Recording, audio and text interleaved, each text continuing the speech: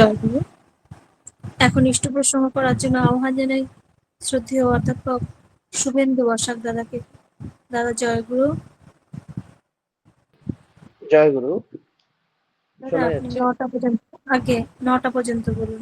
জয়গুরু। জয়গুরু। অনলাইনে উপস্থিত শ্রদ্ধেয় সকলকে জানাই আমার আনন্দিত জয়গুরু।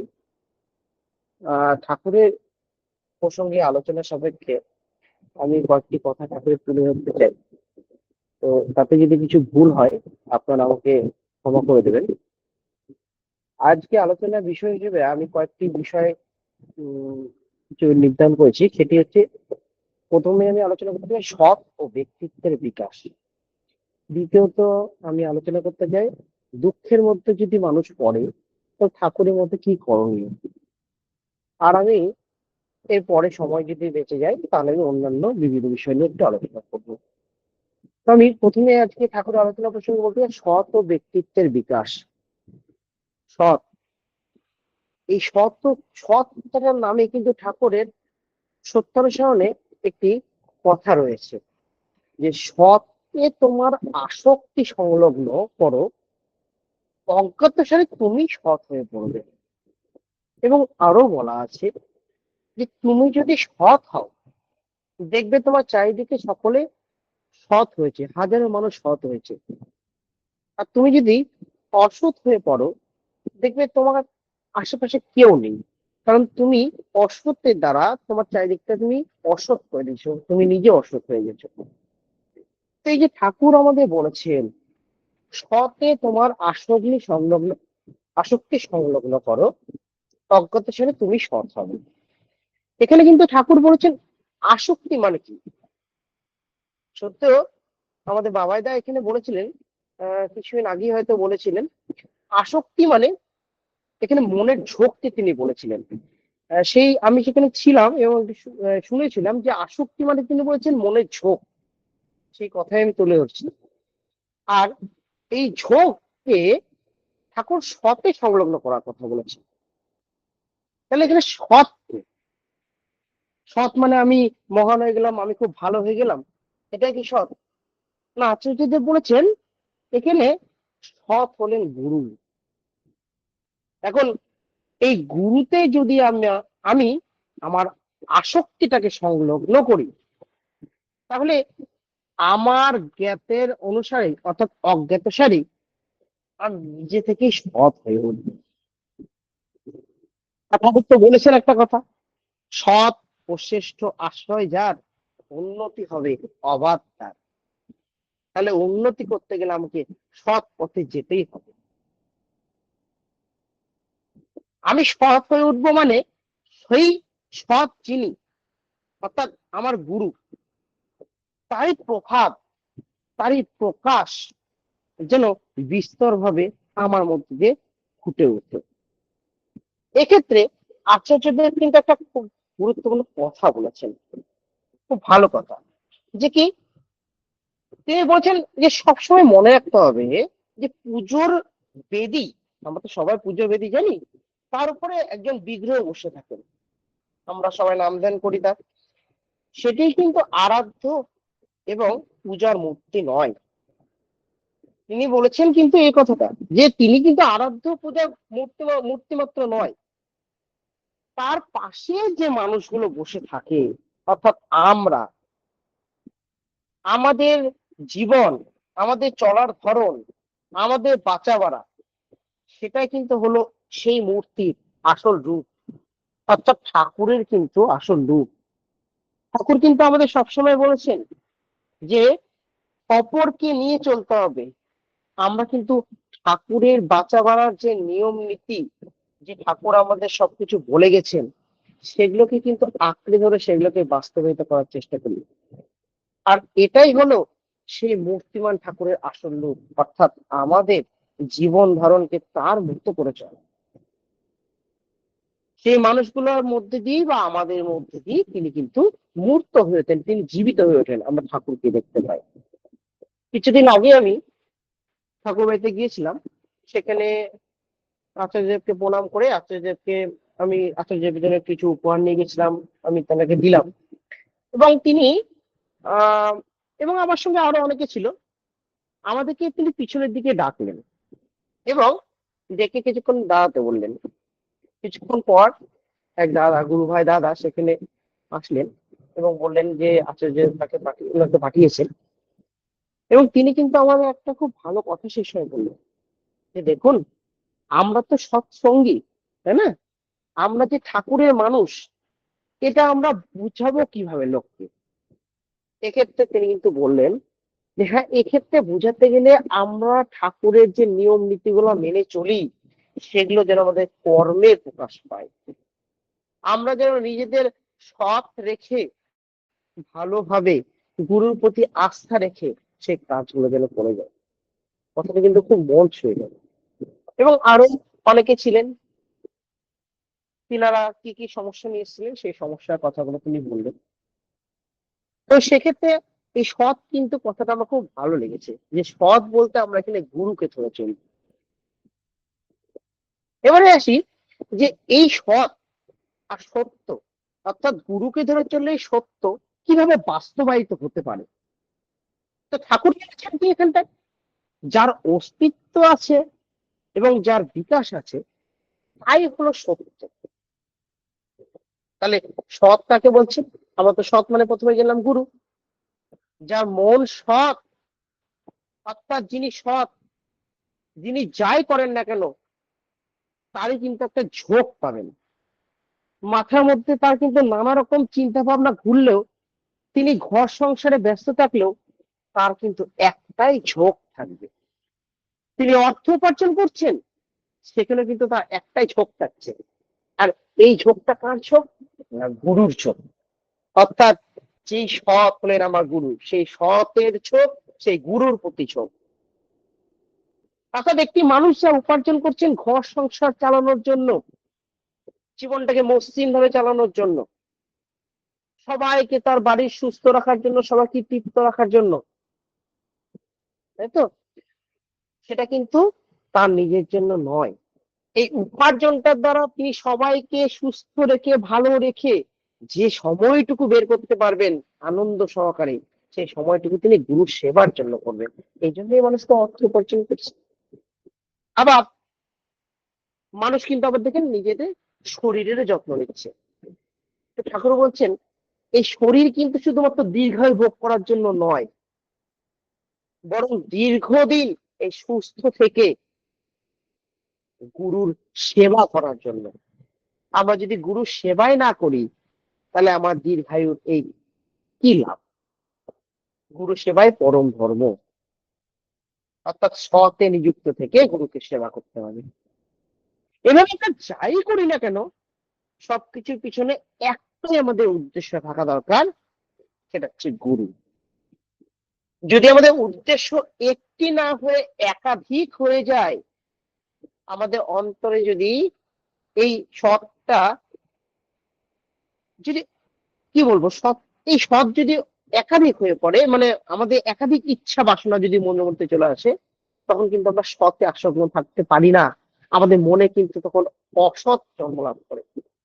আর ওই অসৎ, ঠিক আছে, এই অসতের মধ্যে দিয়ে নিজের ইচ্ছাকে মানুষ পূরণ করতে গিয়ে, অর্থাৎ একাধিক ইচ্ছা এই পূরণ করতে গিয়ে কিন্তু মানুষ কি করে নানান রকম সমস্যাতে বা বিভিন্ন, ঠাকুরের মতে এটা কিন্তু জঞ্জাল বলছে, ঠাকুর এগুলোকে জঞ্জালে মানুষ জড়িয়ে পড়ে।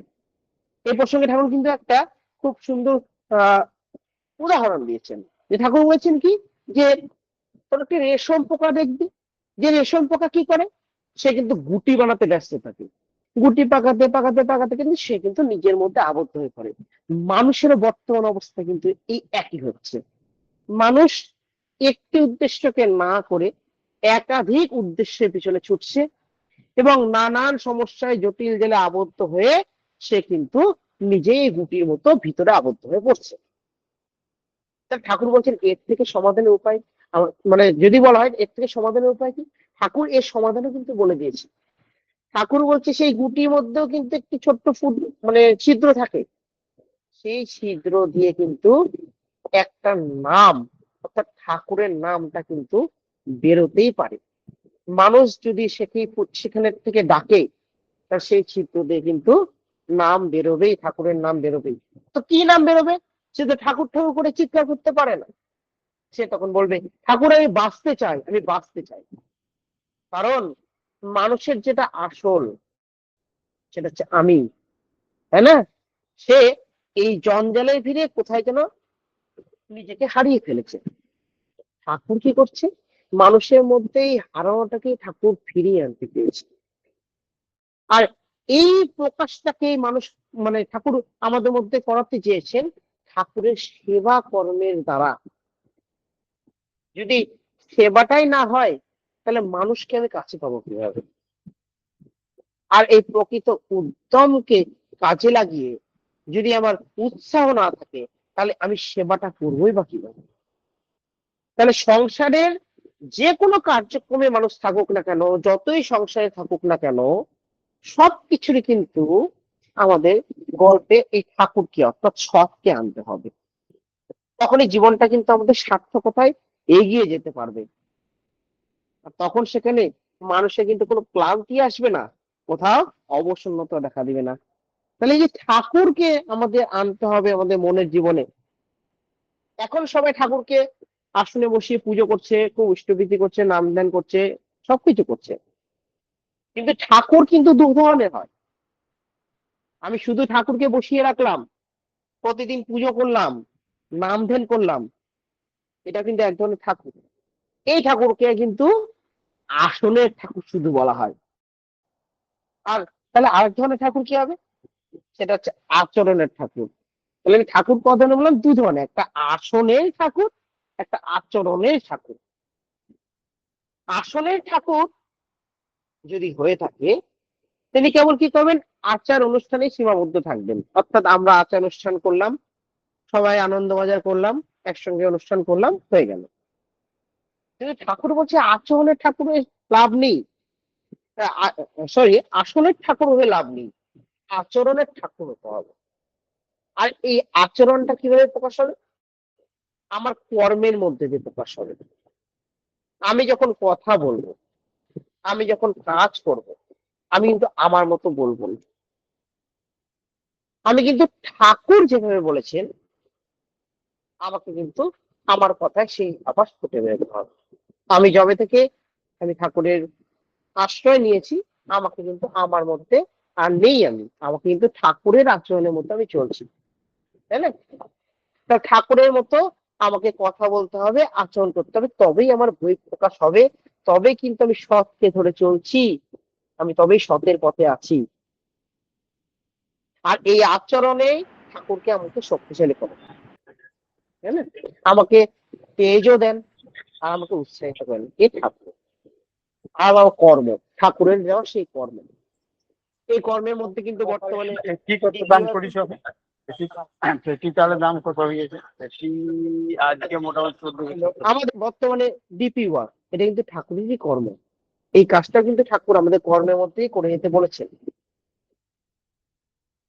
একটি, আর যারা আচরণের, যারা আসলে ঠাকুরের শুধু কথা বলেন, তারা কিন্তু কর্মের মধ্যে না থেকে যে কোনো অনুষ্ঠানে গিয়ে প্রথমে কি করে, তারা নিজেদের আগে জায়গা খুঁজে, কোথায় বসবো, কি হচ্ছে দেখবো, চারিদিকে ঘুরে বেড়াবে, আনন্দবাজার কখন হবে, কি কি করবে, কখন বাড়ি আসবো।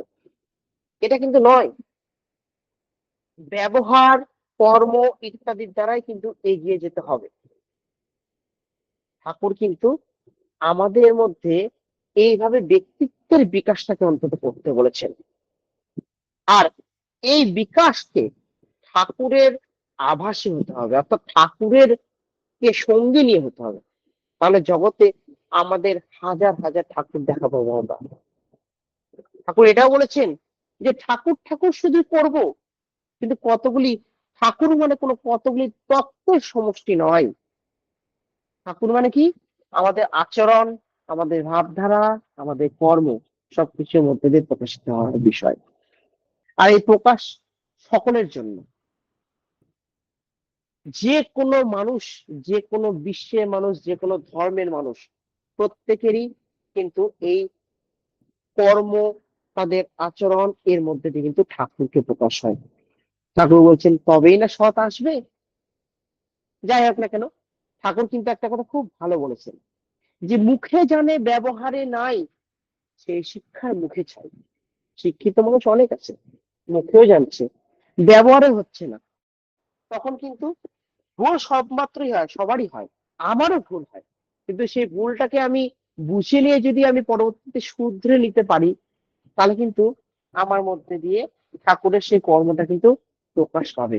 কিন্তু ভুলটাকে যদি আমি না শুধরাতে পারি, সেই ভুলটাকে নিয়ে যদি না আমি চলতে থাকি, একটা ভুলকে লুকোতে গিয়ে আমার একাধিক ভুল আমার দ্বারা হতে থাকবে। ওই যে ঠাকুর বলেছিলেন গুটি বানিয়ে ফেলবো, আমরা কিন্তু আবার নিজেদেরকে গুটি বানিয়ে ফেলবো।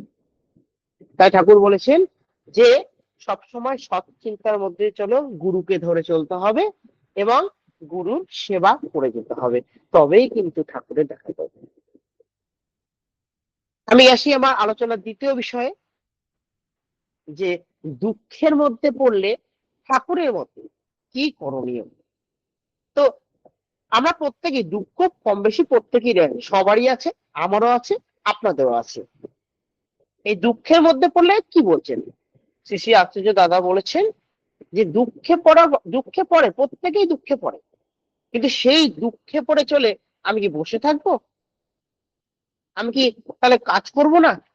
আমি চুপচাপ বসে থেকে অবসাদে গা ঢেলে দিব? তা কিন্তু হবে না। এই অবসাদকে কিন্তু প্রশ্রয় দেওয়া যাবে না। আমি যদি এই দুঃখ চিন্তায় ভারাক্রান্ত হয়ে পড়ি, আর আমার দুঃখের কথা আমি জনে জনে বলে বেড়াই, বা বন্ধু বান্ধবকে বা অন্যান্য কাউকে বলে বেড়াই, মানুষ কিন্তু আমার পাশে আসবে না। মানুষ কিন্তু দুঃখ চায় না, মানুষ কি চায় তোমার কাছ থেকে? সহানুভূতি চায়। তাই মানুষ মানুষ কি চায়? মানুষ আনন্দের কথা শুনতে চায়। তাই ঠাকুর বলেছেন তোমার দুঃখ কষ্ট যতই হোক চেষ্টা করো তার মধ্যেও মানুষকে সুখী রাখতে, তৃপ্ত করতে এবং সবসময় আনন্দের কথা বলতে, তার সাফল্য কামনা করতে। তবেই তার ভিতর দিয়ে কিন্তু মানুষ আপন হবে। এই আপন বিষয়ে কিন্তু ঠাকুর একটা খুব বিখ্যাত উক্তি আছে, যে মানুষ আপন টাকা পর, যত পারিস মানুষ ধর। তাহলে আমাদের দুঃখে পড়লে আমরা টাকা এগুলো পিছনে না ছুটে আমরা মানুষের সঙ্গে কথা বলবো, কথার দ্বারা মানুষকে আপন করে নিব। এই আপনের মধ্যে দিয়ে কিন্তু একটা সুখ আছে, মানুষকে তৃপ্ত করা যায়। আর এই সুখের দ্বারাই কিন্তু দুঃখেও আমি একটা সুখ আমি পেতে পারি। পরমপিতা চান না যে আমাদের কারোর অমঙ্গল হোক। তিনি আমাদের ভিতরে সেই শক্তিটুকু দিয়েছেন যেন আমরা নিজেদের নিয়ন্ত্রিত করতে পারি, কারণ আমরা তো তারই সেবক। আমরা নিজেদের নিয়ন্ত্রিত করে অপরকে মঙ্গলের পথে চালনা করতে পারি। তাই তিনি ঘাবড়ে যাওয়ার কথাটা বারণ করেছেন এবং দুঃখে কষ্টে বাধা বিঘ্নকে জয় করে সব সময় সথে চলার কথা বলেছেন। সেক্ষেত্রে একজন ঠাকুরকে বললেন যে মানুষের জীবনে তো অনেক অশান্তি আসে, সেক্ষেত্রে তাহলে কি করা যাবে? ঠাকুর সেই সময় বিধান দিলেন যে মানুষের চলার ভিতর অসম্পূর্ণ থাকে, তারপরে শান্তি সামঞ্জস্যের অভাব ঘটে। আবার কখনো কখনো ভালোভাবে সে যতই চলার চেষ্টা করুক না কেন, আশেপাশের কিন্তু বিভিন্ন রকম বিষয়, যেটা আমরা তো একটা পরিবেশে বসবাস করি, পরিবেশে ভালো খারাপ সবই থাকে। আমি ভালো করে চলার চেষ্টা করলেও অন্যান্য খারাপটা কিন্তু আমাকে চেপে ধরার চেষ্টা করে।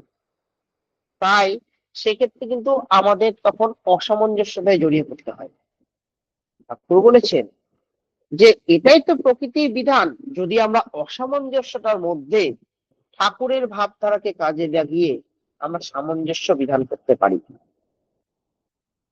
আর এই সামঞ্জস্যতা যদি বিধান হয়, আর এই অভাব আর অপূর্ণতা যেটা আমার মধ্যে আছে, দুঃখ যেটা থেকে আসছে, অভাব থেকে তো দুঃখ আসে, অপূর্ণতা থেকে তো দুঃখ আসে। যদি অভাব বা অপূর্ণতাকে আমি যদি কিছু দূরে সরিয়ে রাখি এবং ঠাকুরকে আমি যদি সমস্ত পূর্ণতার স্থান দিই, তাহলে মানুষের মনে কিন্তু কোনো আর ফাঁকা জায়গা থাকছে না। মানুষ তখন উন্নতির পথে কিন্তু হাঁটবে। মানুষ তখন অপরের অশান্তির মধ্যে দিয়েও তাকে শান্তির মধ্যে আনার চেষ্টা করবে। তার দুঃখে পড়লে তার দুঃখের সমব্যথী হয়ে তাকে কিন্তু আশ্রয় দেওয়ার চেষ্টা করবে। আর এই আশ্রয় দেওয়ার কাজটা কিন্তু ঠাকুর আমাদের সবসময় নিত্য কর্মের মাধ্যমে করে যেতে বলেছেন। আর এই উন্মাদনা যদি থাকে, তাহলে যতই দুঃখ জ্বালা থাকুক না কেন, সমাধান কিন্তু বেরোবেই। তাই কবি তাই আমাদের ঠাকুর এই আদর্শ প্রাণ হতে এবং অন্যকেও আদর্শ প্রাণ করতে কিন্তু চেষ্টা সবসময় বলেছেন। এই দুঃখের মধ্যে থেকে কিন্তু যদি আমরা আদর্শ প্রাণ হতে পারি নিজে এবং অপরকেও করতে পারি, তাহলে কিন্তু আমরা সত্যি ঠাকুরের যে একজন সেবক, সেটা কিন্তু আমাদের প্রথমে তুলে ধরতে পারবো। আর ঠাকুরের আলোচনা প্রসঙ্গে আমি আরেকটা কথা বলতে চাই, যে ঠাকুর তো আমাদের অনেক রূপে আমাদের কি বলবো, ঠাকুরের তো অনেক রূপ, ঠাকুরের অনেক কথা, ঠাকুর এক এক সময় এক এক রূপে মানে আমাদের সামনে এসেছেন। তো ঠাকুর আমাদের বলেছেন যে যত পারো মানুষের সেবা করো। তো ঠাকুরের আলোচনা প্রসঙ্গে এই দুটো বিষয় আমি আজকে আপনাদের সামনে তুলে ধরলাম। যদি কোনো ভুল ত্রুটি হয় আমাকে মার্জনা করবেন। আমি আর একবার বলি, সৎ থেকে মানুষের ব্যক্তিত্বের বিকাশ করতে বলেছেন সবসময় ঠাকুর, এবং দুঃখের মধ্যে পড়ে নিয়েও সবসময় অদূর থেকে মানুষের পাশে দাঁড়িয়ে নিজের দুঃখকে কম দেখে অপরের দুঃখে, সেই সময় অপরের দুঃখকে নিজের দুঃখ মনে করে নিয়ে তাকে সহযোগিতা করার মাধ্যমে যে আনন্দ পাওয়াটা, সেটাকেই ঠাকুর করে যেতে বলেছেন। সকলকে জয়গুরু জানিয়ে আমার এই ক্ষুদ্র বক্তব্য এখানে শেষ করছি। জয়গুরু। জয় গুরু দাদা। আর একটু সময় ছিল, কিন্তু আমার শ্রদ্ধা দাদা এত সুন্দর করে আলোচনা করলেন যে আমরা প্রত্যেকেই সমৃদ্ধ হলাম। সবাইকে অনুরোধ, অডিওগুলো অন করবেন না, আর সবাই শেষ পর্যন্ত থাকবেন। একটা বিশেষ ঘোষণা আছে। জয় গুরু।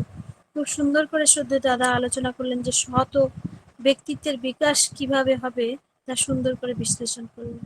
তাই প্রথমে আমাদের সৎ হতে হবে, উন্নতি করতে হলে সৎ হতে হবে, তার চরণ নয় তার চরণ পূজা করতে হবে। সৎ আমার গুরু, গুরুর সেবাই হচ্ছে পরম ধর্ম। কর্মের মধ্যেই সৎকে আনতে হবে। আমাদের ঠাকুর নয়, আসনের ঠাকুর নয়, আমাদের আচরণের ঠাকুর হতে হবে।